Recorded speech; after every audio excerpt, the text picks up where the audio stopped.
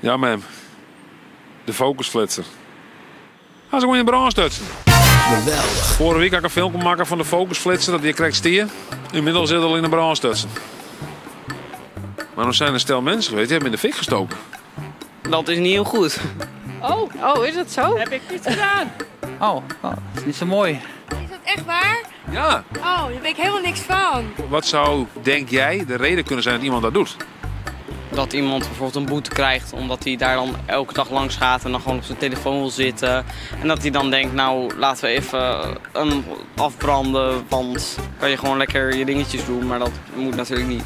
Ja. Maar ik vond het wel mooi dat je zei van, nee, ik heb er niks mee te maken hoor. Het komt wat vandaag over. Geweldig. Zo is het maar. Ze gaan nog net oproemen, dus de vraag is natuurlijk van, doet er het nou nog? Is er nog gewoon het focus flitsen?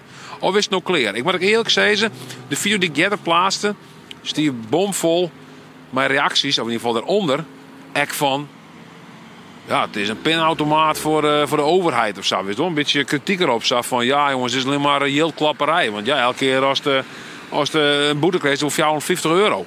Is het natuurlijk een prudent. Terwijl orenmeesten dan weer zeggen van, ja, maar dat is ook voor die veiligheid, hè? Geweldig. Maar denk jij dan dat het een goede oplossing is? Nee, iets in de fik steken is niet een goede oplossing. Moet je gewoon niet op je telefoon zitten. Ja, dat weet ik niet. Want er komt alweer een nieuwe heen. Dus, En jongen, dat ding is je telefoon gebruikt. Dus als de telefoon in de hand had, is eigen schuld. Ja, volgens mij ook. Dus misschien dat hij een best leuk best is. Die had misschien is flitst en ik denk van, nou, dan stek ik me nog in de brand. Ja, dan ben je er half na. Hier is zo'n Belgian. Hier is echt zo'n Belgian. Maar hands-free. Niet bellen, hè, in de auto, hè? Oké. Ja, weer vorige week nog. Vorige week had je nog een reportage maken over die focusflits. Nog had je een fikstutsen hier. Ja.